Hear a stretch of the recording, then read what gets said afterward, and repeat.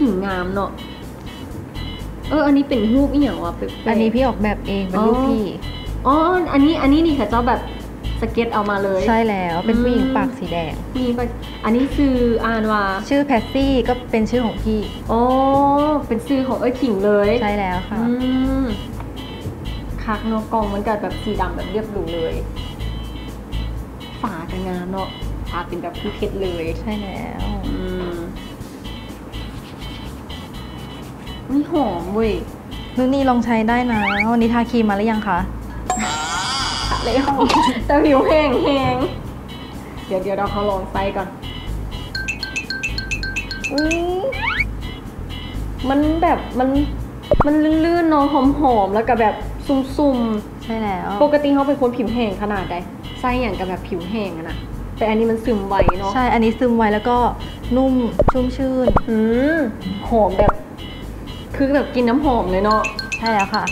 ติดทนนานประมาณ6 ชั่วโมงอ่ะอันนี้ขิงไส้ดดแล้วอ่ะใช่พี่ใช้มานานแหละพี่เป็นคนชอบใช้โลชั่นที่มีกลิ่นหอมก็เลยลองมาทำเองเขากับหมักได้แบบขี้ข้านไส้น้ำหอมนะบางทีแบบเขาอยากทาโลชั่นแล้วแบบให้มันหอมเลยมันต้องมาสีอีกแบบขี้ข้านแต่อันนี้ติด6 ชั่วโมงเลยใช่ตั้งแต่พี่ทำมาพี่เลิกใช้น้ำหอมเลยค่ะคุ้มมิลีอยากได้เดี๋ยวทาอีกก่อนพร้อมยังไปเปิดรายการเดี๋ยวพี่เมมทาก่อนผิวบนซุ่มเลยหอมเนาะไปทายรายการก่อนเดี๋ยวพี่เมมโบยไปค่ะไป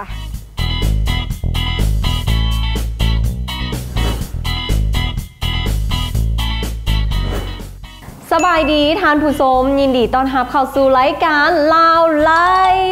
และมื้อนี้เนาะนูนีมาแบบนี้เนาะนูนีจะคัดสรรผลิตภัณฑ์ดีๆเนาะมาให้ทานผู้ชมเนาะได้ฮู้จักและมาลองใช้น้ำกันเนาะและมื้อนี้เช่นเคยเนาะนูนีพาทานผู้ชมมาฮู้จักเจ้าของแบรนด์บอกเลยว่างามอีหลีเนาะและแถมผลิตภัณฑ์ของเพิ่นยังหอมไส้ดีอีกเนาะหรือว่าจะเอิ้นอีกผลิตภัณฑ์นึงว่าผลิตภัณฑ์ Passive Beauty เนาะหรือจะเอิ้นอีกอย่างนึงว่าโลชั่นสูตรเซเลบนั่นเองเดี๋ยวโบลอซ่าเนาะเดี๋ยวเราไปพบกับขิงเจ้าของแบรนด์คนงามกันเลย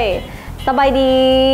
ขิงสวัสดีค่ะโดยก่อนอื่นเมื่อเนาะให้ขิงแนะนำตัวเองก่อน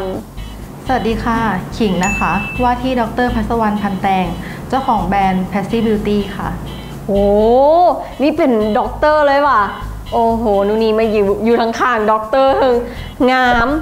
สลาดเก่งเนาะคนที่เป็นด็อกเตอร์นี่ค่อนข้างว่าเก่งเลยเนาะและนูนี่อยากฮู้เมื่อกี้ได้เทสไปแล้วฮู้สึกมากหลายขิงนูนี่อยากฮู้ว่าส่วนประกอบสำคัญที่ว่าเฮ็ดให้มันออกมาดีขนาดนี้มีส่วนประกอบอย่างแน่สารสกัดที่สำคัญที่สุดของเรานะคะก็คือโสมดำค่ะนำเข้าจากประเทศเกาหลีนะคะผ่านกระบวนการสกัดถึง9 ครั้งนะคะเพิ่มประสิทธิภาพการทำงานมากกว่าโสมปกติถึง10 เท่าค่ะใช่บธรรมดาเลยเนาะขนาดตัวนี้ก็ต้องสกัดมาหลายรอบใช่ค่ะแล้วนอกจากนี้ยังมีอย่างอีกก็มีวิตามินค่ะวิตามิน B3 วิตามิน B5 วิตามิน E นำเข้าจากประเทศเยอรมันสหรัฐอเมริกาช่วยเรื่องของผิวขาวอมชมพูดูมีออร่าค่ะแล้วก็ยังมีแบล็กยีสต์ค่ะแบล็กยีสต์เนี่ยช่วยในเรื่องของลดเลือนริ้วรอยคืนความอ่อนเยาว์ให้กับผิวค่ะถือว่าเฮ็ดให้ผิวเขานี่เต่งตึงคือเด็กน้อยเนาะแล้วนอกจากนี้เขายังมีตัวอื่นอีกโบยังมีอีกค่ะยังมีอะโลเวรานำเข้าจากประเทศสิงคโปร์ช่วยลดเลือนริ้วรอยรอยดำรอยแดงรอยแผลเป็นนะคะและที่สำคัญที่สุดกันเลยก็คือไฮยาลูรอนค่ะสกัดจากข้าวสาลีนำเข้าจากประเทศญี่ปุ่นช่วยในเรื่องของการกักเก็บน้ำให้กับผิวทำให้ผิวเต่งตึงกระชับแล้วก็กระจ่างใสด้วยค่ะขิงดีขนาดนี้นู่นนี่อยากพูดว่าหลังจากที่เขาเฮ็ดออกมานี่ผลตอบรับดีบอได้รับผลตอบรับดีมากค่ะทั้งไทยบอกหรือว่าลาวหรือน้ำกันเลยทั้งในประเทศไทยลาวแล้วก็มาเลเซียโอ้แล้วตัวนี้มีจะกรัม1 หลอดนะคะบรรจุ100 กรัม100 กรัมค่ะไส้ได้ดนปันใดจริงๆแล้วขิงใช้หลังจากอาบน้ำทั้งเช้าแล้วก็ก่อนนอนนะคะ1 เดือนแล้วก็ยังไม่หมดเลย1 หลอดใช่1 เดือนแต่อันนู้นนี่รู้สึกว่ามันอาจจะหมดซ่าได้เพราะว่ารู้สึกว่าเนื้อมันน่าเป็นแบบคล้ายๆคือน้ำเนาะทานเลยเดี่ยวมันก็แบบคือทั่วเลยน่ะมันก็เลยแบบว่าอาจจะไส้ได้ดนนำเนาะส่วนหนึ่งเพราะว่ามันค่อนข้างจะเข้มข้นนั่นเองแล้ววิธีการไส้เด็กขิงเขาต้องไส้จังได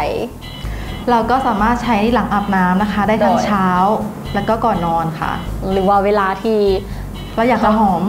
อยากหอมคือทาได้เลย อันนี้กลิ่นหอมแบบติดทนเลยกลิ่นหอมติดทนนานและที่สำคัญมีลูกค้าแอบกระซิบมาด้วยว่าที่มีลูกคนเนี้ยเพราะว่ากลิ่นหอมของ Passive Beauty โอ้โหแสดงว่าตัวนี้บ่ธรรมดามัดใจเนาะมัดใจพอบ้านพอเฮือนกันเลยคิงแล้วบัดนี้ราคาเด็ดบัดนี้ดีขนาดนี้ราคา1หลอดนะคะอยู่ที่490 บาทโอ้เขาบอกเลยว่าราคาเท่านี้นะบ่ได้เด่นประเด็นเพราะว่าจับพอบ้านได้บางทีเนาะพอบ้านสิออกไปเตะบ้านทาก่อนแล้วบ่เตะแล้วเด้อมื้อนี้บ่เตะแล้วเด้อโทรไปแคนเซิลหมู่เลยเป็นบอกไอ้ขิงใช่ค่ะ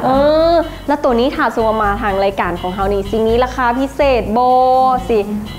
ราคาพิเศษสำหรับ FC ของน้องนูนีนะคะแล้วก็แฟนรายการลาวไลฟ์นะคะก็คือซื้อหลอดแรกนะคะหลอดต่อไปเราลดทันทีเลย 50% สำหรับ100ท่านแรกคือถ้าสมมุติว่าคือซื้อปุ๊บหลอดหนึ่งคันเขาซื้อ2หลอดเดหรือว่าหลอดที่1ราคาปกติหลอดที่2ลด50เลยใช่แล้วค่ะโอ้ถ้าสมมุตินี่อยากได้หลายหลอดเดซันขิงเฮ็ดจังได๋พี่ก็จะมีราคาส่งตั้งแต่5หลอด10หลอด100หลอด500หลอดไปเลยค่ะโอ้ถือว่า5หลอดนี่ได้ราคาส่งเลยโอ้แล้วเอาไปขายนี่กำไรดีอีกแม่นบ่กำไรเยอะมากนูนี่บอกเลยว่าเป็นไผที่อยู่ซื่อๆนี่ต้องมาเป็นตัวแทนเพิ่นละเด้อเพราะว่าแบรนด์นี้เพิ่นให้กำไรกันดีและแถมที่สำคัญถ้าสมมุติว่าเป็นตัวแทนแล้วมีการสอนอย่างบ่เราก็จะมีการสอนในเรื่องของผลิตภัณฑ์เรื่องของสารสกัดวิธีการขายการยิงแอดโฆษณาต่างๆค่ะบ่ธรรมดาเป็นไผที่อยู่บ้านละล่างนี่บอกเลยว่าซื้อมาใส่แล้วเป็นตัวแทนจำหน่ายพร้อมขายให้หมู่พร้อมขิงได้หลายอย่างเลยเนาะแล้วบัดนี้ขิงนี้อย่างอยากบอกกับท่านผู้ชมว่าผลิตภัณฑ์ของเฮานี่แตกต่างจากคนอื่นจังใดดีจังใดใส่แล้วรู้สึกจังใดเลยก็ผลิตภัณฑ์ Passive Beauty นะคะช่วยในเรื่องของความขาวการันตี14วันในการใช้งานนะคะแล้วก็ในเรื่องของกลิ่นหอมติดทนนานโดยเลิกใช้น้ำหอมได้เลยค่ะอยากซื้อแล้วแต่บุฮู้สิไปซื้ออยู่ใส่ค่ะตอนนี้เราก็มีช่องทางการสั่งซื้อก็คือในเพจของเรานะคะเพจ Passive Beauty ค่ะติดต่อเข้ามาได้เลยนะคะ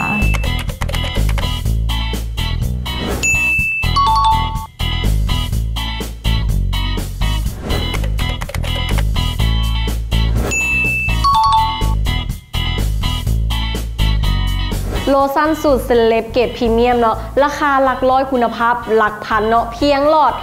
490 บาทอย่าลืมไปซื้อมาใส่กันเด้อเอาเป็นว่ามื้อนี้เนาะนูนี่ก็ต้องขอบใจคิงหลายๆเด้อที่ให้เกียรติมาร่วมรายการของพวกเฮาเนาะเอาเป็นว่าในเทปต่อไปเนาะนูนี่จะพาท่านผู้ชมไปฮู้จักกับผลิตภัณฑ์ใดหรือว่าไปไสนั้นอย่าลืมติดตามกันเด้อสำหรับมื้อนี้ขอกล่าวคำว่าสบายดี